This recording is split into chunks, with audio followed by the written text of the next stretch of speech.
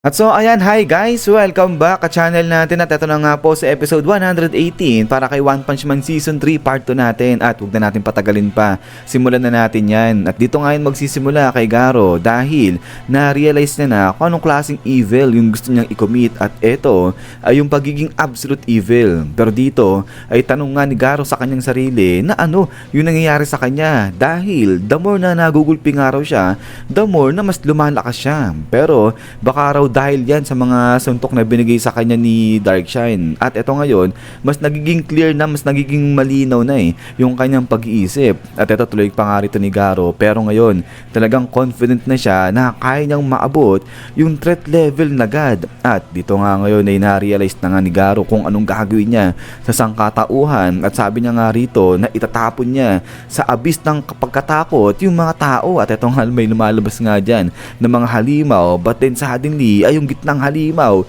biglang namatay at eto labas dyan etong si Garo. Sabi niya nga rito na siya yung magiging incarnation ng totoong despair at eto nga pati yung mga halimaw dyan pinagkakain niya, pinagpapatay na nga rin Garo at tuloy niya nga rito na yung mga tao talagang manginginig sila sa takot kapag nakita nila etong si Garo at maghahawak-hawak na nga lang sila ng kamay at sasabihin na salamat dahil buhay sila at in-spare ni Garo yung kanilang buhay. So dito tuloy pa nga ni Garo lahat ng mga injustices, lahat ng mga mimpakana niyan, pati na yung mga nangbubuli, yung mga nagdi-discriminate at even kahit yung war, mawawala ng araw yan sa buong mundo dahil wawakasan na ni Garo. So ang kailangan daw ng mundo ay hindi isang biased justice kung hindi isang impartial o neutral evil. So ibig sabihin kahit na ano ka pa, halimaw ka man o tao ka, kapag gumawa ka ng masama tatapusin ka ni Garo. But then suddenly ay biglang naalala ni Garo itong si Batang Tereo na umiiyak at ito nga sabi niya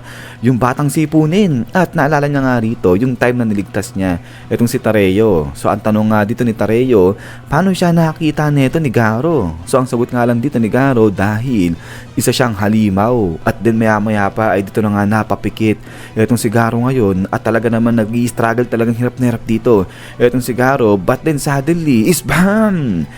Dito bigla niya na nga lang nagrab etong bato at after nga niyan is boom, dito grabe kala mo nag-evolve na etong si Garo, parang unti-unti na siya na nagiging demonyo dyan. Sabi niya nga dyan, tama, totoo, isa siyang halimaw, sabi niyang ganyan. At then ay after niyan is balik ulit dito sa side nila Darkshine at eto nga patuloy pa rin dyan yung panginginig ng katawan ni Darkshine at maya maya ay napaiyak na nga siya rito at sabi nga ngayon dito ni Darkshine na talagang na-broke siya at isa siyang talunan. So dito ay parang nalulungkot na etong si Puri-Puri habang pinagmamasdan niya etong si Darkshine. At eto nga habang pinapawis rito etong si Darkshine, ang sabi niya nga dyan na hindi lang siya basta natalo, meron din siyang na-realize at yung na-realize niya talagang napakalala at ito ay yung talagang gusto niya lang ay yung thrill sa isang easy victory o isang easy win at hindi raw ito yung bagay na dapat ipagmalaki at talagang in love lang daw talaga siya sa kanyang sariling lakas. At sa katotohanan nga niyan, kahit daw sa justice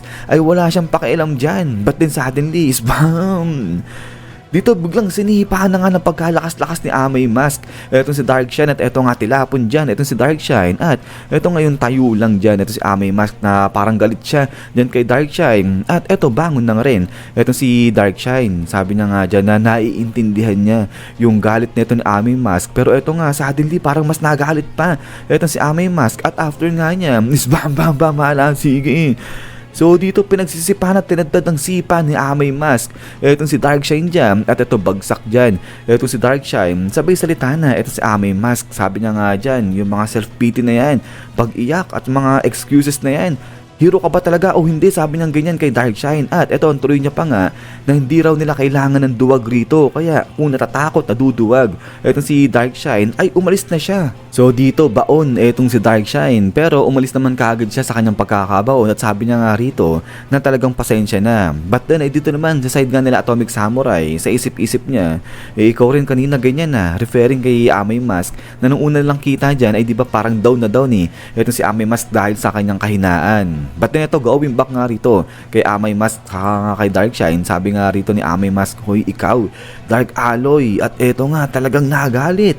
Etong si Amay Mask, sabi niya nga dyan, hindi ka ba nagagalit sa sarili mong kahinaan? At eto nga talagang sa sobrang galit ni Amay Mask, labasan yung kanyang mga ugat at pati yung mga dugo niya, nagsisilabasan na dyan sa kanyang bibig, pati na sa kanyang mata. So ang tindi ng galit niya rito. At eto ngayon napadilat na etong si Zombie Man at saka nga pati etong si Puri Puri. Pero eto nga ay parang may sasabihin dito bigla etong si Atomic Samurai dyan kay Amay Mask, pero bigla siyang pinigil rito ni Zombie Man habang nakangiti. At din eto nga ay etong si Puri Puri, punta siya ulit dito kay Darkshine, sabi niya nga dyan, teka lang, tignan mo yung mga sipa nga sa'yo ni Amay Mask ay hindi ka naapektuhan, okay ka pa rin, yung mga muscle mo intact pa rin, malakas ka pa rin, sabi niyang ganyan.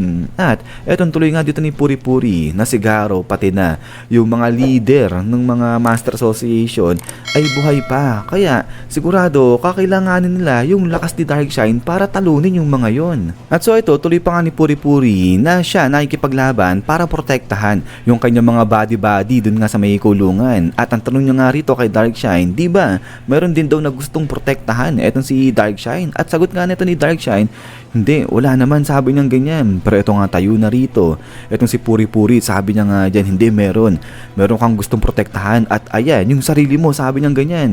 At eto ngayon, nag-serious mode na etong si Puri Puri, sabi niya nga dyan na lahat ng tao ay merong gustong protektahan yan, yung mga dearest, yung talagang pinaka-importante sa kanya. At etong si Darkshine ay binild niya nga raw at protektahan itong kanyang sarili. At sa tingin nga raw ni Puri Puri na maganda naman yan. Pero eto, tignan daw ngayon ni Darkshine yung kanyang sarili, matatakot na lang daw ba siya habang buhay? At gawin daw yan ni Darkshine, kung hindi, mawawala yung pinaka-importante sa kanya, at ito ay yung kanyang sarili. So eto, tuloy pa nga ni Puri Puri na pagmasdan nga raw ni Darkshine kung paano manginig itong kanyang katawan. At sabi niya nga rito, tignan mo, yung mga muscles mo, umiiyak sila, sabi ganyan ni Puri Puri. At wag daw sayangin ni Darkshine itong kanyang mga muscles sa pag-upo-upo niya lang dyan. At din na eto nga salita ulit etong si Amay Mask, sabi niya nga dyan na itong katawan ni Darkshine, pinapakita lang niya na na-overcome na nga rin ni Darkshine yung mga limitations niya before. So kaya ngayon ay magpapatalo lang ba siya sa kanyang kahinaan? Wag daw magpatalo dyan etong si Darkshine. At ang sabi nga dito ni Amay Mask na dati ganyan din talaga siya katulad ni Darkshine. Marami siyang na-encounter na difficulties at ilang beses niya rin na na-disappoint yung kanyang sarili dahil nga sa kanyang kahinaan. Pero ganun pa man rin, kahit na ilang beses siyang bumabagsak ay tumatayo pa rin siya at nag-move forward siya. At ito raw yung ginagawa ng isang tunay na hero. At then ay dito nga ngayon biglang sabi na nga ni Amay Mask, so sabihin sa kanya ni Darkshine, anong sinasabi ng pride ni Darkshine sa kanya? At ito ngayon parang nanginginig na rito ito si Darkshine na parang nanggigigil. At biglang bulong sa kanya ngayon etong si Puri Puri, sabi niya nga dyan, tumayo ka dyan, kung hindi i-deep kiss kita, sabi niya ganyan. So baro kalokohan talaga eh ito si Puri Puri. But then ito nga biglang tayo naman etong si Darkshine, napasigaw na nga siya, sabi niya nga dyan, hindi pwedeng ganito, hindi pwedeng matapos na lang ganito, sabi niyang ganyan. So dito parang nagagalit na o naiinis na rin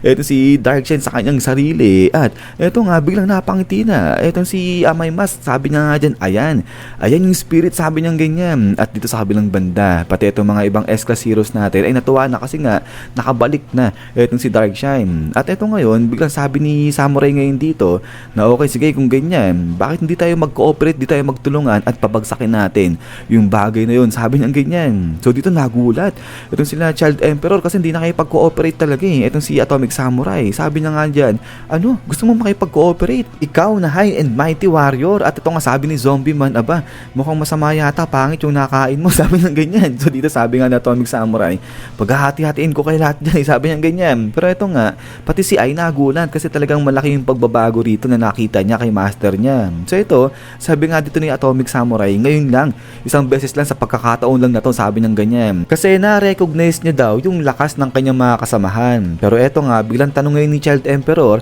na sige, ano yung gagawin nila, may naiisip ba? Etong si Atomic Samurai. At eto ngayon, turo-turo lang. Etong si Atomic Samurai, but then suddenly, bam!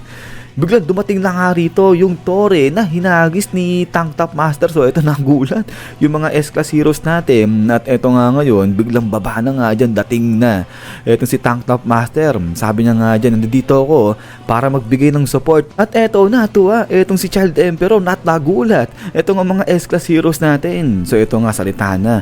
Itong si Tank Top Master, sabi niya nga dyan, sige, anong sitwasyon rito? Sabi niya ganyan, so kala mo talaga kalakasan ito si Tank Top Master, pero malakas naman talaga yan. But anyway, sa ito nga going back, ay natuwa na nga rin itong sila Atomic Samurai, pati nga itong sila Zombie Man. Sabi nga rito ni Zombie Man, aba, ito sa tingin ko gagana to, sabi niyang ganyan. At ito, ay napapaisip ngayon dyan, itong si Tank Top Master. At yun ay pagkatapos nga nito, is ayan guys, hanggang dito lang itong sa episode 180 natin. At ito talaga namang welcome back para nga sa S-Class heroes natin. Nababawi na nila yung kanilang tiwala sa sarili at parang kaka-counter na rito itong mga bida natin. So yun guys, ay ulit, maraming salamat sa panonood dito kay One Punch Man natin Season 3. At kung natripan nyo pala itong video natin, huwag nyo kalimutan mag-iwan ng like. So yun na naman, so lagi mag-ingat. God bless nyo lahat at kita-kits tayo ulit.